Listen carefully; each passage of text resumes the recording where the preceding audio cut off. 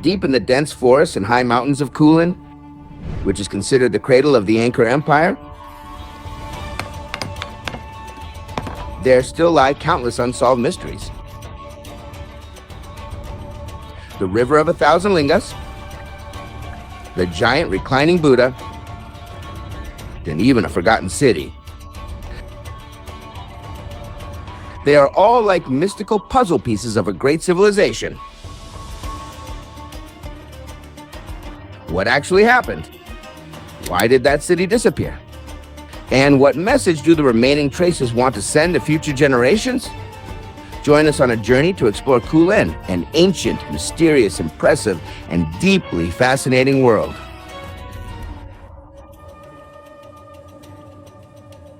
Where even today, so many mysteries still await to be solved.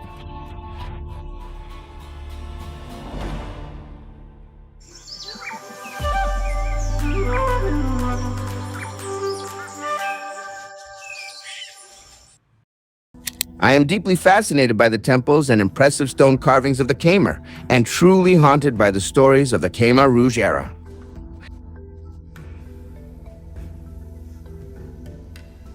And today, my plan sounds quite exciting. We are going to a place called Mount Kulen, a landmark I've mentioned many times over the past few days, which supplied the sandstone to build almost all of the heritage sites I've visited recently. The road leading us up Mount Kulen was by no means easy. Dark clouds rolled in and unexpected rain poured down, blanketing the path. Hidden behind that misty rain is the sacred river of 1,000 Lingas. And somewhere deep in the jungle, people still speak of a lost city or a forgotten one. Is nature testing us, or is it paving the way for a journey full of surprises?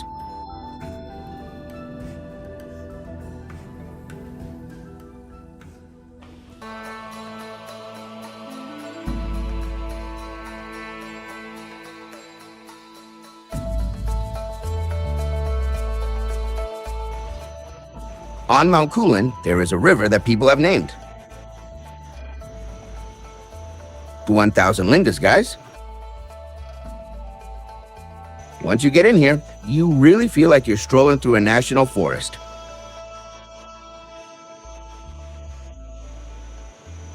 It's so beautiful. I absolutely love rivers, streams, and waterfalls. Currently, we are at the area of the 1,000 Lingas stream and waterfall. And this one of the sites where King Jayavarman II, the first king of the Angkor Empire, had lingas and yonis carved. They could only carve for 6 months out of the year, as carving was impossible during the other 6 months due to these rushing torrents. And down here, we can see these square raised shapes. These round shapes are the lingas and yonis. There are thousands of them here. And during the dry season, when the water doesn't flow so rapidly, we can see them very clearly. Some lingas and yonis can be about 1 meter, and also 1 meter wide. The linga is the male organ, and the yoni is the female organ. According to Hindu beliefs, they symbolize the genitalia of the god Shiva, while the yoni symbolizes the genitalia of goddess Uma, the wife of Lord Shiva. Among all the Hindu deities, the 3 main gods are Shiva, Vishnu, and Brahma. Lord Shiva acts as the destroyer. He destroys anything bad or harmful to the people.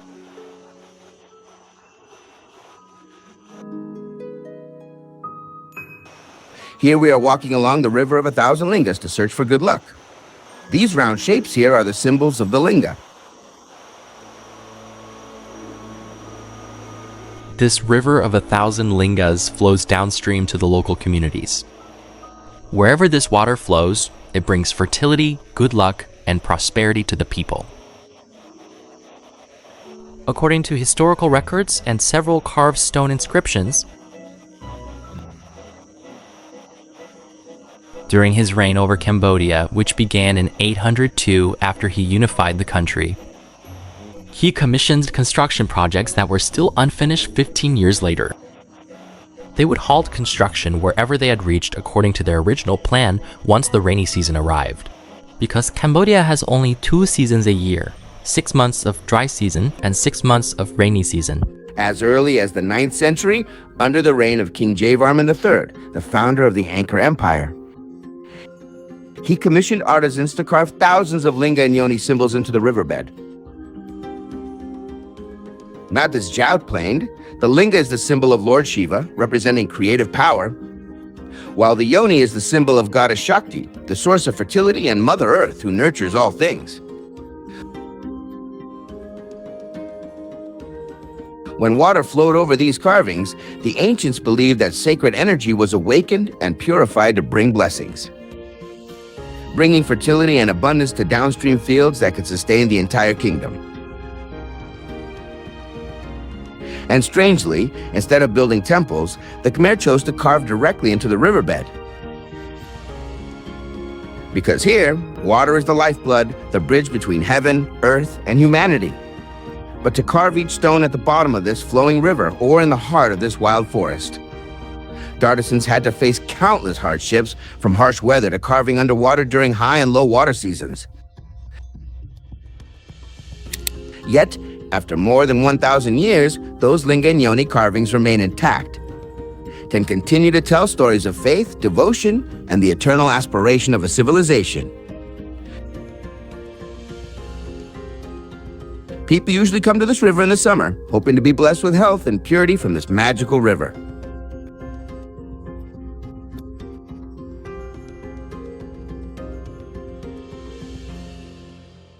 I'm not sure if you can see it, but right here. We can catch a glimpse of it, though it is very faint. The ripples in the flowing water here are because there are carvings underneath.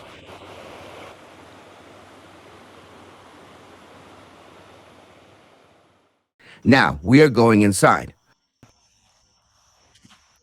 Here we have a bubbling wellspring, and since it's raining today, I'm not sure if we can see it clearly, but usually the water is crystal clear.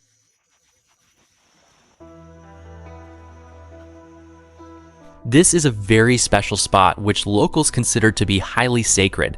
Since it's rainy today, the water looks murky. Normally, on a sunny day with no rain, the water here is very clear, and we can see all the way to the bottom. Although it looks only about 2 or 3 meters deep, around this pond, water is constantly bubbling up.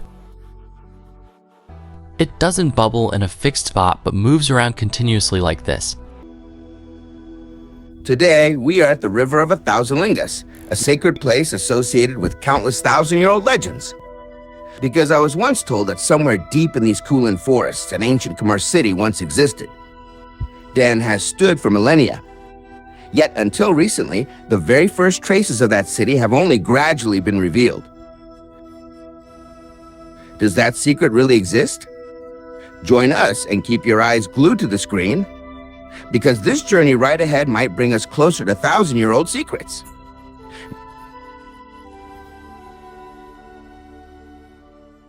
Now, we will continue our journey by switching our mode of transport. Motorbike taxis to go higher up.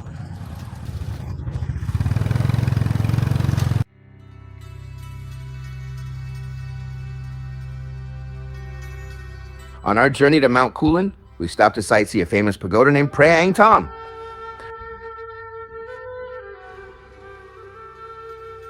This pagoda has long been considered a sacred sanctuary of the Khmer people. Because right here on this Kulen mountain range in the 9th century, King Jayavarman II was crowned and founded the mighty Angkor Empire.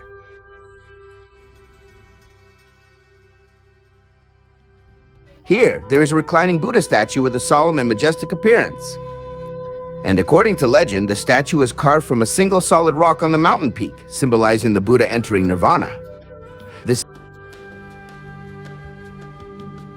is a symbol of peace, liberation, and eternity. People believe that worshiping this statue is not only to pray for a peaceful life, but also to wash away worries and sow faith in Buddhism.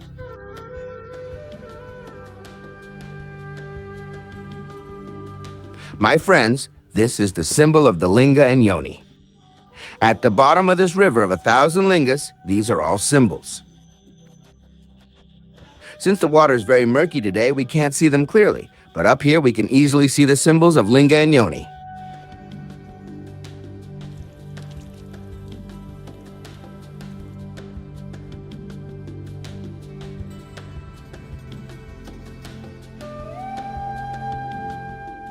This reclining Buddha statue is carved into a giant boulder. The boulder is 18 meters high. This large reclining Buddha is 9.7 meters long from head to toe and 1.7 meters high. Currently, local Khmer people come up here to burn incense and pray for his blessings and good luck.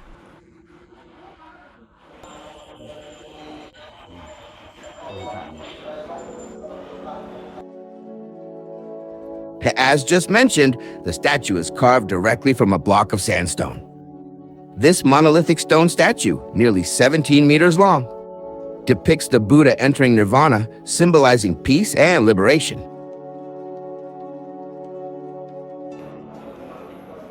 Only recently have they put up a sign saying "Do not write on the Buddha statue." But I can see a lot of writing, probably left from a very long time ago.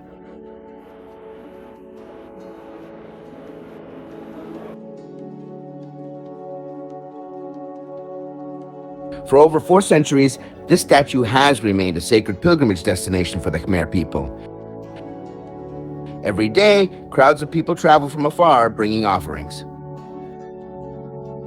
To hand flowers to respectfully kneel before the Buddha, praying for luck, health, and peace. Some come here to give thanks while others seek peace of mind. There are also families who bring their children, hoping to pass on the Buddha's blessings to the next generation.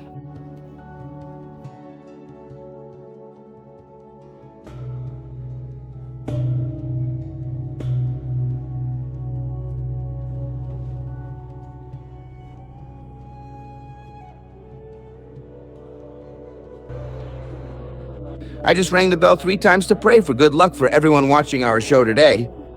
Please remember to support me.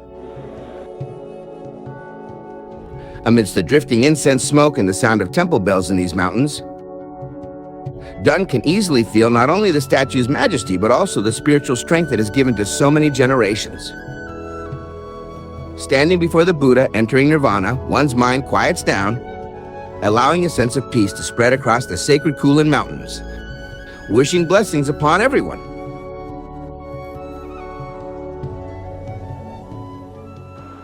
From this path, we can get a full view of the temple's architecture. This temple is built on a very large rock, and the entire temple and reclining Buddha statue sit on top of it. If you visit Siem Reap and have the time, this is a place you should definitely check out.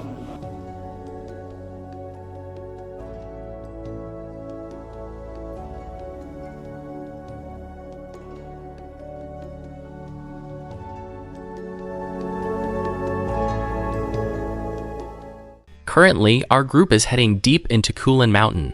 As I shared earlier, Kulen Mountain was the first capital of King Jayavarman II, and the capital was built here at that time. This is where many monks of that era came to practice and meditate. And many sacred objects like lingas and yonis were placed here. When visiting these ruins or ancient temples, you will find that most of the lingas are missing. It is very rare to find any remaining. With the linga and yoni completely intact, there were also religious wars that broke out. This rock was carved by those called Sajong in Khmer, who were hermits. They secluded themselves here to practice their faith, and these are the images of those hermits. And over here is a bas relief of the 8-armed deity Vishnu. They would wear the white robes of Brahmanism, grow long beards, and tie up their long hair. That's right. Exactly, just like the Brahmins. We have set foot on the first spot of the city forgotten for over a millennium, known as Mahendra Parvata, also known as the Forgotten City on Mount Kulen. And right here, in the 9th century, King Jayavarman II performed his coronation, founding the glorious Angkor Empire. That city was once a center of power, a gathering place for priests, where stone cliffs were carved with divine images to seek protection. But over the course of history, Mahendraparvata was gradually abandoned, and the jungle swallowed its palaces, temples, and ancient roads. For hundreds of years, it existed only in legend, spoken of by locals as a sacred land hidden in the mists of Kulen. Only recently, thanks to modern technology, have its traces begun to emerge. They are revealed from carvings on the cliff to the foundation. Even though there is a sign outside directing here as a tourist attraction, people say that actually nobody comes here. Earlier, we only saw small reliefs, but here we have very large ones. This boulder here is the baby elephant stone, lying in a bowing position. At that time in Cambodia, elephants were considered the king of all sacred animals. Almost any site from the Angkor era featuring elephants was considered highly sacred. This is a relief of Lord Vishnu reclining on the Naga, the mythical serpent deity.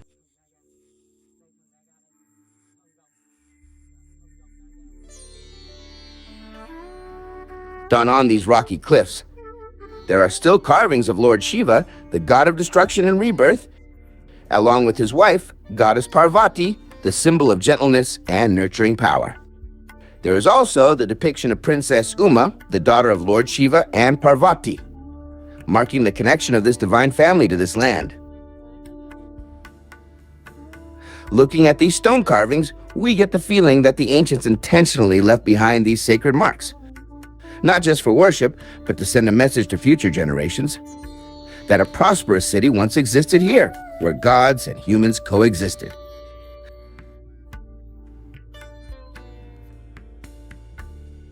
Now we will visit one of the most famous temples in the ancient capital of Kulen, Rong Chen Temple.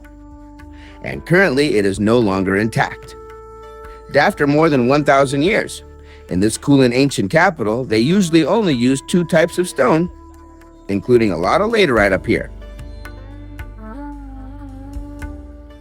Here it is, everyone, this is laterite, a very familiar material used to build ramparts.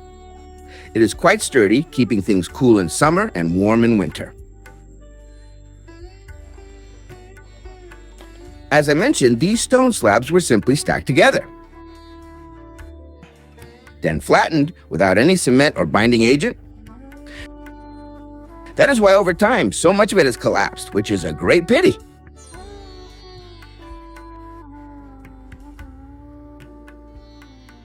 Right in the center of the temple is the symbol of the yoni. Unfortunately,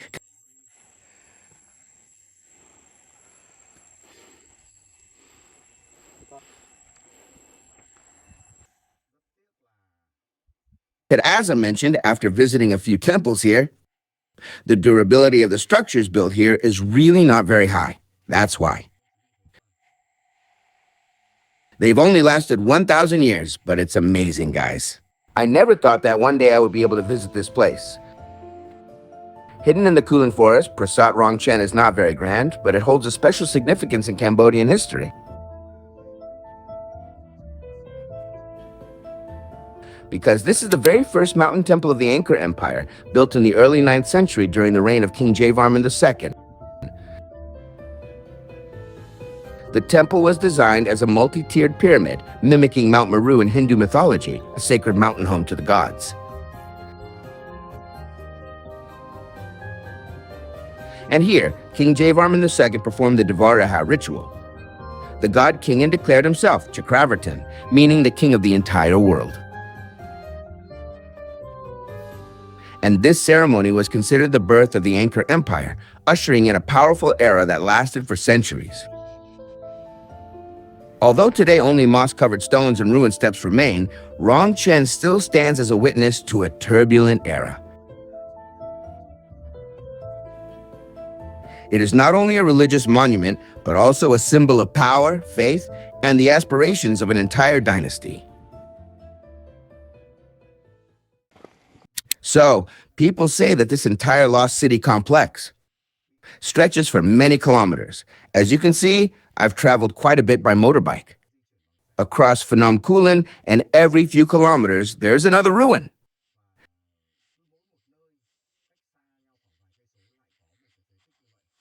This proves that this lost city spanned an extremely large area on the Kulen mountain range.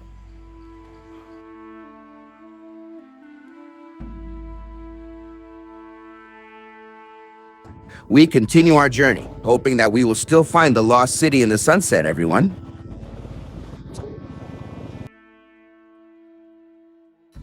Mr. Min, we are heading deeper into the forest of the ancient capital of Kulen. Calling it a city is quite accurate, as it is a large complex with many ruins. There are more than 20 temples here. Look, there's an elephant. Do you see it? I was so busy talking. Wow, here's the elephant. Oh, and a lion. Here's a lion. Here it is, everyone. Now, I need to run to the front to show you all a giant stone elephant. This elephant is over 1,000 years old. It stands in the middle of this vast, majestic forest. Now, I'm climbing up here to show you how I compare to this giant statue. Wow, it looks slippery. It seems really slippery. Look, can you see? Right here. Wow, this is so lucky. People usually touch the statue and place their hand on their forehead. I also wish that everyone watching my show will have the best of luck. Look, everyone is touching it, so I am doing the same. Right here, it is absolutely massive. And here is the family of the king of the jungle. We can actually go up there, guys, and up here I can see statues of the gods looming in the distance. Here, the mane has also been carved in great detail.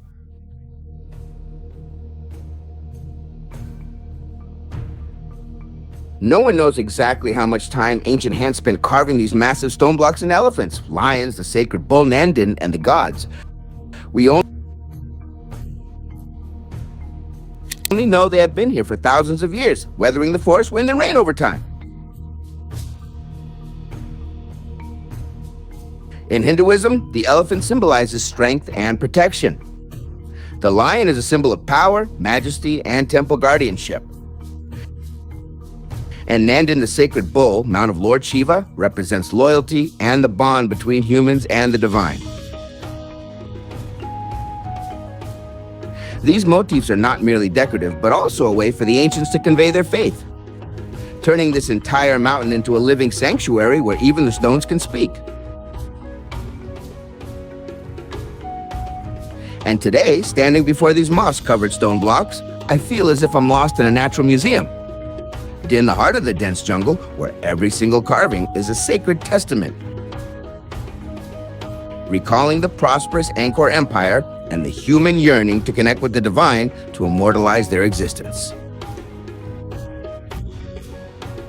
Can echo through the mountains and forests forever.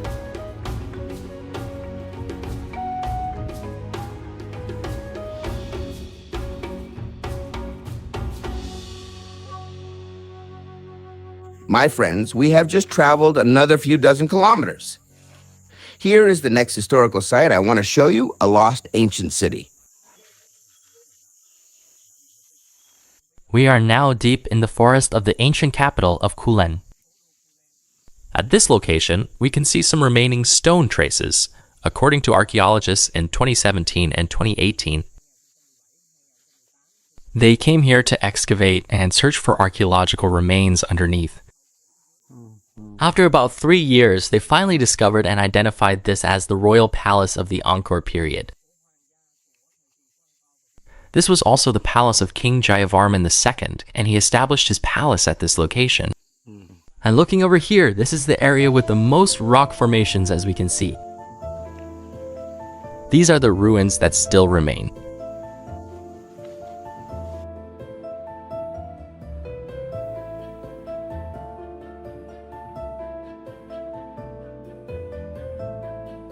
This is an overview map of Mount Kulen and the ancient capital of the Angkor era in 802, the beginning of the 9th century. As you can see, there are many temple areas, not just the few sites we are visiting today. One day is definitely not enough. We would need at least 2 to 3 days to explore them all. We are currently right here. As everyone can see, this is the center featuring the illustration of the ancient royal palace.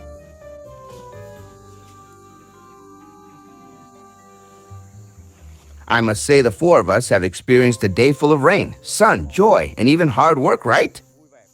But overall, we are all very excited, thrilled, and full of joy. Because we've experienced a day with so many memories and especially lots of interesting information. To share with all of you, we hope you enjoyed our show today. Then remember, don't forget to return because our journey in Cambodia is still continuing for many more days.